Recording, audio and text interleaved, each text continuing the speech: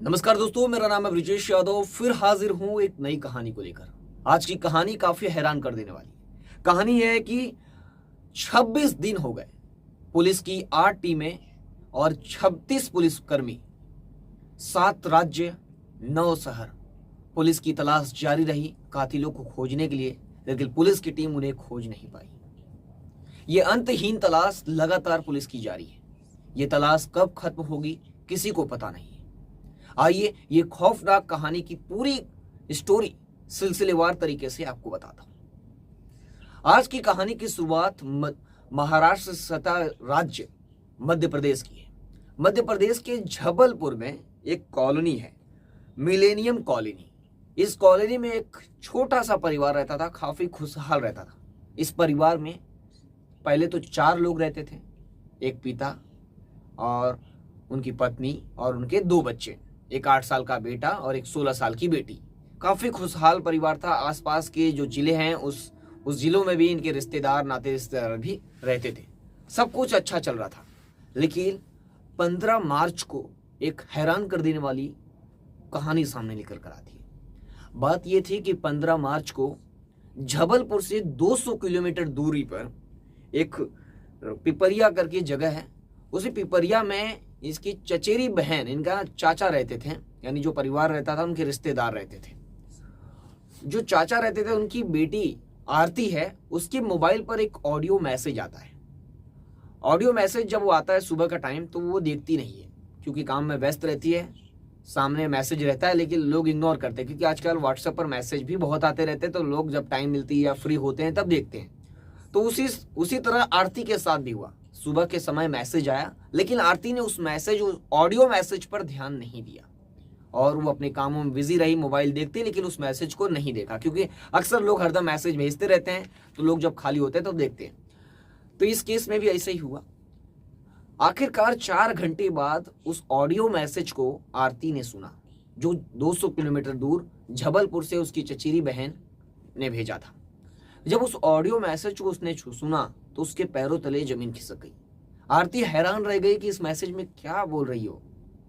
बात यह थी कि उसकी चचेरी बहन ने जो ऑडियो मैसेज भेजा था जबलपुर से, उसमें वो कह रही थी कि मेरे पिता और मेरे भाई को किसी ने हत्या कर दी उनकी घर में, और उनकी लाश घर के अंदर पड़ी हुई है। ये ऑडियो मैसेज उसके अंदर था, ऑडियो मैसेज में। अब जैसे ये बात आरती को पता चलती है, वो तुरंत घबराई हुई अपने पिता को इसकी जानकारी देती है कि ऐसी बात जो जबलपुर में हमारी बहन रहती है काव्या, उसने भेजा है ऐसा मैसेज। अब पिता को जैसे फोन करके आरती बताती है, और पिता भी उसके घबरा जाते हैं क्योंकि वो भी अपने कामों धंधे में व्यस्त थे, और तुरंत 200 किलोमीटर दूर जबलपुर जाना भी पॉसिबल नहीं था तुरंत। तो वो पहले तो घबराए हुए, वो भी आसपास के जो रिश्तेदार हैं वो सबका नंबर, कॉन्टेक्ट नंबर खंगालने लगते हैं कि जो जबलपुर में जो बाकी रिश्तेदार रहते हैं क्या उनका नंबर मिले। पहले तो वो अपने भाई जो जबलपुर में रहते हैं उनको कांटेक्ट करने की कोशिश की, लेकिन उनका नंबर बंद आया।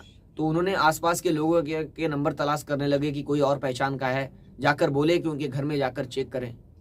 तब जाकर किसी रिश्तेदार का कांटेक्ट हुआ और उन्हें घर भेजा गया।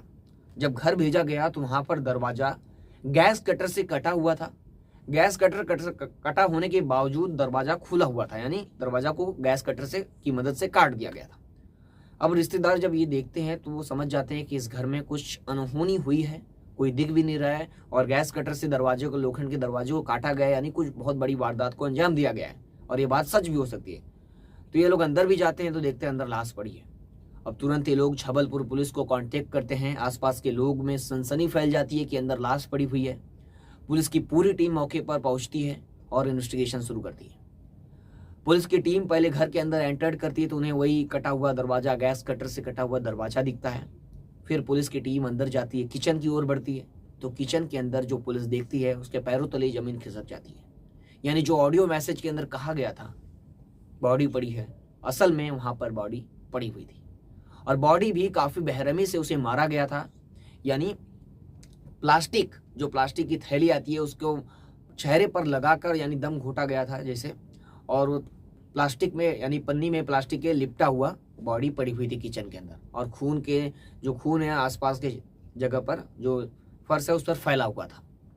अब पुलिस की टीम बाकी के घर के मेंबर्स को तलाश करती है, यानी अब पुलिस पहले आसपास पूछती है कि इस घर में कितने लोग रहते हैं। तो पता चलता है कि इस घर में पहले 4 लोग रहते थे, एक लड़की रहती है, एक लड़का और उनके माँ बाप। बाप का नाम राजकुमार विश्वकर्मा है और जो बेटी है उसका नाम काव्या विश्वकर्मा और बेटा तनिष्क विश्वकर्मा। और जो इसकी माता जी थी उनकी 2023 में देहांत हो गया था, बीमारी के चलते मृत्यु हो गई थी। अब 3 जन रहते थे तो 2 जन कहाँ पर है? एक जन की तो बॉडी किचन के अंदर पड़ी हुई, यानी पिता राजकुमार विश्वकर्मा की बॉडी किचन में पड़ी हुई है। तो आखिर में उनकी जो माता जी हैं वो तो डेड हो गया है, तो 2 जन कहाँ है? काव्या कहाँ है और उनका छोटा बेटा तनिष्क कहाँ है? जब पुलिस तनिष्क और काव्या को खोजने लगती है तो घर में तो लोग दिखाई नहीं देते, लेकिन पुलिस की टीम जब इन्वेस्टिगेशन कर रही थी, जब बॉडी को कब्जे में ले रही थी पोस्टमार्टम के लिए, तो पुलिस के एक अधिकारी की नज़र फ्रिज पर पड़ती है। फ्रिज पर जब पड़ती है तो फ्रिज के ऊपर खून के धब्बे हुए, खून के छींटे हुए पड़े हुए या लगे हुए दिखाई दिए। तो पुलिस के जो अधिकारी वो जाकर फ्रिज को जब खोलता है तो उसके अंदर 8 साल के मासूम बच्चे की लाश प्लास्टिक के अंदर भर के रखी हुई थी। पुलिस उसको भी कब्जे में लेती है और पोस्टमार्टम के लिए भेजती है। अब पुलिस को तलाश थी काव्या की, काव्या भी, अब पुलिस को शक होता है कि काव्या की भी लाश कहीं आसपास में तो नहीं, तो पुलिस काव्या को खोजती है। काव्या को खोजती तो काव्या का घर के अंदर कुछ अता पता नहीं है, यानी काव्या की बॉडी घर के अंदर नहीं मिलती है। अब पुलिस के मन के अंदर काफी सवाल उत्पन्न हो रहे थे। सवाल ये थे, क्या जो किडनैपर, जो हत्यारे आए थे कत्ल करने, क्या उन लोगों ने काव्या को किडनैप करके ले चला, यानी ले गए, या काव्या के साथ क्या किया होगा, या काव्या की बॉडी को कहीं और फेंक दिए? काफी पुलिस के मन में सवाल थे, क्योंकि परिवार के सभी मेंबर्स को मारना चाहते थे तो काव्या भी गायब है, तो काव्या के साथ भी कुछ अनहोनी तो नहीं हुई है। अब पुलिस क्या करती है, इस केस में पहला कदम उठाती है, आसपास के लोगों का स्टेटमेंट लेती है, कुछ जानकारी जुटाने की कोशिश करती है, या पता करती है कि किसी से इनकी दुश्मनी है, क्यों ऐसा किसी ने किया, या इन लोगों को क्यों मारेगा, एक मासूम बच्चे को, 8 साल के मासूम बच्चे को और उसके पिता को कोई क्यों मारेगा? ये भी बहुत बड़ा सवाल था, क्योंकि इनकी किसी से कोई दुश्मनी भी नहीं थी। अब पुलिस की टीम और इनके रिश्तेदार भी वहां पर तब तक पहुंचते हैं 1-1.5 दिन बाद, और पुलिस की टीम को इन्वेस्टिगेशन करते करते 1.5 दिन का समय बीत जाता है, लेकिन कोई बड़ी लीड, कोई बड़ा सबूत हाथ नहीं लगता है। अब पुलिस सीसीटीवी की ओर बढ़ती है। पुलिस की जो टेक्निकल टीम है, अब इस केस में पुलिस ने 8 टीमें बना दिया और इसमें 37 पुलिसकर्मी काम कर रहे थे। अब पुलिस की टीम जब सीसीटीवी खंगालती है घर के आसपास की, तो उसके अंदर काव्या दिखती है। जब काव्या पुलिस को दिखती है तो पुलिस को मन को एक ठंडक पहुंचती है कि काव्या जिंदी है, यानी काव्या को कुछ नहीं हुआ है। अब पुलिस जब काव्या का जो जैसे जैसे काव्या जा रही है, काव्या को पुलिस ट्रेस करती है कैमरे में। तो कैमरे में ट्रेस करती है तो उसके घर के आसपास एक लाल कलर की स्कूटी दिखती है और उस स्कूटी से में सवार एक लड़का था। अब उस लड़का जब आगे बढ़ता है तो उसी के पीछे काव्या भी बढ़ रही थी। तो पुलिस को शक होता है कि ये लड़का कौन है। पहले तो पुलिस अनजान समझे कि कोई भी हो सकता है, रोड से गुजर रहा है, लेकिन जब जब वो सीसीटीवी कैमरे में वो लड़का दिख रहा है, उसी के पीछे काव्या भी दिख रही है, तो पुलिस को शक हो जाता है कि ये कौन है। तब पुलिस जैसे जैसे आगे का सीसीटीवी खंगालती है तो पता चलता है कि पहले तो ये लोग कटनी जाने के लिए रेलवे स्टेशन गए, यानी एक नजदीकी रेलवे स्टेशन है, वहां पर गए लोग। जब पुलिस उस नजदीकी रेलवे स्टेशन का जब सीसीटीवी खंगालती है तो वहां के कैमरे में भी, जब इंटीरियर होता है जो रेलवे स्टेशन को, उस कैमरे में भी काव्या और वो लाल कलर का जो उस स्कूटी से सवार लड़का था वो भी दिखता है। अब पुलिस पहले पता करती है कि उस स्कूटी को क्या किया। तो रेलवे स्टेशन का जो पार्किंग जोन होता है उसके अंदर इसने बाकायदा उस स्कूटी को पार्क किया पैसा दे के, और फिर ये दोनों उस वहां के सीसीटीवी में कैद हुए हैं। फिर वो दोनों रेलवे स्टेशन की ओर बढ़े और रेलवे स्टेशन के अंदर भी खड़े रहते हैं, और जैसे ही एक ट्रेन आती है उसके अंदर घुस जाते हैं। ये पुलिस को दिखता है। अब पुलिस के मन में सवाल हो जाता है कि ये ट्रेन पकड़कर किसी और राज्य जाना चाहते हैं या कहीं और जाना चाहते हैं। पुलिस की कई टीमें अब सोचने लगती है कि ये लोग किस राज्य गए होंगे। तब तक पुलिस की टीम अब रेलवे स्टेशन के बाहर के कैमरे पर नजर पड़ती है तो वहां दिखता है कि ये तो रेलवे स्टेशन के बाहर आ गए हैं, यानी जब टाइम ड्यूरेशन चेक करती है, टाइम फ्रेम, तब ये रेलवे स्टेशन के बाहर दिखते हैं, यानी ये ट्रेन के अंदर चढ़े लेकिन वो उस तरफ से उतर गए और स्टेशन के बाहर चले गए। अब पुलिस फिर सीसीटीवी पूरे रूट का सीसीटीवी ट्रैक करती है तो दिखता है कि ये लोग नजदीकी जो बस स्टॉप है, बस अड्डा, वहां पर जाते हैं और वहां पर कटनी के लिए बस पकड़ते हैं। जब पुलिस को यह पता चलता है कि ये लोग तो बस पकड़ रहे हैं, अब पुलिस किसी तरह उस बस ड्राइवर को और उस कॉन्ट्रैक्टर से, यानी जो बस का ड्राइवर, उसे कांटेक्ट करने की कोशिश करती है। तो आखिरकार पुलिस से कई घंटे बाद संपर्क होता है तो पुलिस जब इन लड़कों के बारे में और इस लड़की के बारे में पूछताछ करती है तो ड्राइवर और जो टिकट काटता है वो बकायदा बताता है कि ये लड़की लगभग 16-17 साल की है, एक नाबालिग लड़की दिख रही थी और लड़का अभी उसकी एज 18-19 होगी, ऐसा कॉन्ट्रैक्टर या जो ड्राइवर है वो बताते हैं बस वाले। लेकिन बस वाले बताते हैं कि ये लोग कटनी की बस में तो बैठे थे लेकिन कटनी पहुंचे नहीं, ये आधे रास्ते में ही उतर गए। अब ये बात पता चलती है तो पुलिस को फिर पहले पैरों तले जमीन खिसक जाती है कि ये लोग कटनी जाने के लिए निकले और बीच रास्ते में उतर गए। फिर पुलिस जहां पर ड्राइवर से पूछताछ करती है कि आपने कहाँ उतारा, याद करके बताइए, तो पुलिस को बाकायदा वो बताते हैं ड्राइवर्स। तो उसके बाद पुलिस को वहां की सीसीटीवी खंगालती है तो दिखता है कि वो किसी और बस में चढ़ रहे हैं और वो बस भी कटनी जाती है। अब पुलिस किसी तरह उस बस को ट्रेस करती है, पूछती है कि वो लोग कहाँ उतरे, फिर बताती है कि कटनी नहीं उतरे, बाकायदा आधे रास्ते में फिर उतर गए बस के। और फिर किसी तरह फिर वहां पर पुलिस सीसीटीवी खंगालती है तो पता करने की कोशिश करती है, तो फिर पता चलता है कि वो किसी और बस में सवार हुए और फिर आधे रास्ते में उतर गए, कटनी नहीं पहुंचे। अब पुलिस को सारे जगह तो सीसीटीवी मिलेगा नहीं, तो पुलिस ने सारे बस ड्राइवर जो कटनी जाने के रूट पर जो बस चलाते हैं उस रूट को ट्रैक किया। तो सारे ड्राइवर्स और जो कंडक्टर होते हैं उनसे पूछताछ की तो पता चला कि एक लास्ट बस जो थी लगभग 4-5 बस बदलने के बाद वो लास्ट वाली बस से पूरे कटनी का सफर किए चेंज कर करके। आखिरकार सीधा एक बस कटनी जाती है तो बार बार ये उतर कर बस से फिर दूसरी बस पकड़ना, ऐसा क्यों कर रहे थे? पुलिस के मन में एक बहुत बड़ा सवाल था। अब पुलिस के मन में सबसे बड़ा सवाल तो इस समय ये था कि वो लड़का कौन है जिसके साथ काव्या चल रही है। क्या काव्या और उस लड़के ने ही हत्या की? क्योंकि एक नाबालिग और 18-19 साल का लड़का, इस तरह का मर्डर के केस, ये बहुत हैरान कर देने वाला मामला था और सभी के मन में यही सवाल है, क्या इन दोनों ने मर्डर किया है? लेकिन अब पुलिस के सामने सबसे पहले पता करना ये था कि वो लड़का कौन है। अब पुलिस इस केस में आगे बढ़ती है और उस लड़के के बारे में पता करती है और सीसीटीवी का जो फुटेज निकालती है उसका कॉपी और जगह जगह वो गांव में दिखाती है। तो पता चलता है जहां काव्या रहती है उसके बगल में ही ये लड़का रहता है और लड़के का नाम मुकुल सिंह है। और ये बात भी पता चली कि मुकुल सिंह के ऊपर जो काव्या है उसने कुछ साल पहले FIR भी दर्ज करवाई है और पॉक्सो एक्ट के तहत FIR दर्ज हुई है। यानी जिस काव्या ने 1-1.5 साल पहले एक लड़के यानी जिसके साथ वो चल रही है उस मुकुल सिंह के ऊपर FIR दर्ज करवाई नजदीकी पुलिस स्टेशन में, वो भी पॉक्सो एक्ट के तहत, और उसी के साथ वो घूम रही है, उसी के साथ पीछे पीछे चल रही है। ये मामला क्या है पुलिस को समझ नहीं आ रहा था। अब पुलिस उन लोगों का मोबाइल नंबर निकालती है और ट्रेस करने की कोशिश करती है।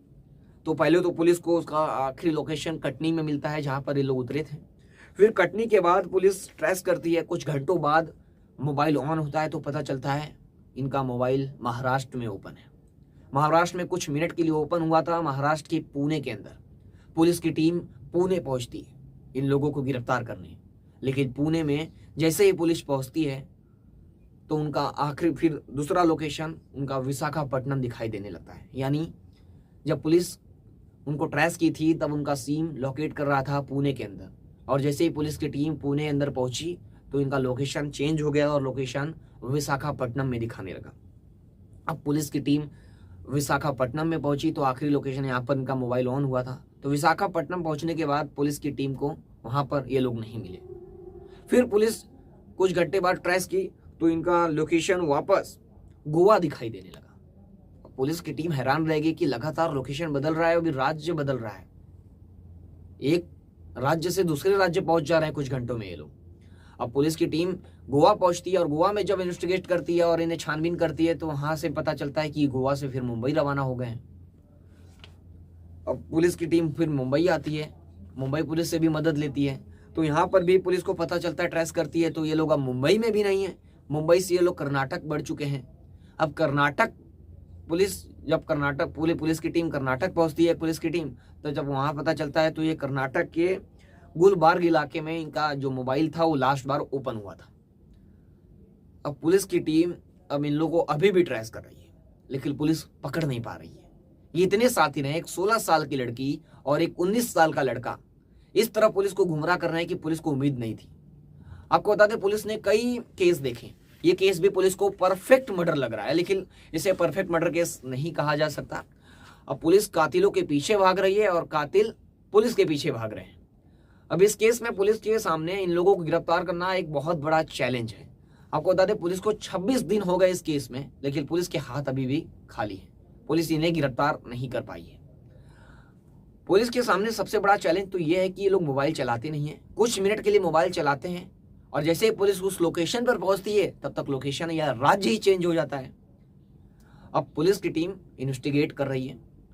अब मुकुल सिंह ने किया या काव्या ने किया, उनका मोटिव क्या था, क्या करना चाहते थे, या हत्यारा कोई और है, मुकुल सिंह की गलती नहीं है, या ये लोग भाग गए हैं, किसी ने फायदा उठाकर उनके परिवार को मार दिया, या किसी और की क्या दुश्मनी थी। अब मुकुल सिंह की दुश्मनी काव्या से थी या अफेयर भी काव्या से है, तो पिता और भाई से क्या लेना देना था, एक 8 साल का मासूम क्या करता। ये कई सवाल है, सभी के मन में घूम रहे हैं और इसका जवाब तभी मिलेगा जब ये दोनों गिरफ्तार होंगे। और पुलिस की टीमें लगी हुई है। 26 दिन से पुलिस की 8 टीमें, 35 पुलिसकर्मी, 7 राज्य 9 जगह पर पुलिस तलाश कर चुकी है, लेकिन अभी तक गिरफ्तार नहीं कर पाई है। ऐसे और इस कहानी की जैसे ही ओपन होगा, यानी इन दोनों को जब पुलिस गिरफ्तार करेगी, तब ये केस, उनका मोटिव क्या था, मकसद क्या था, पूरी कहानी आपको विस्तार से फिर बताऊंगा। ऐसे लेटेस्ट खबरों के लिए देखते रहे हमारे साथ, लगातार सावधान रहें, सतर्क रहें। फिर मिलूंगा एक नई घटना के साथ, तब तक के लिए जय हिंद।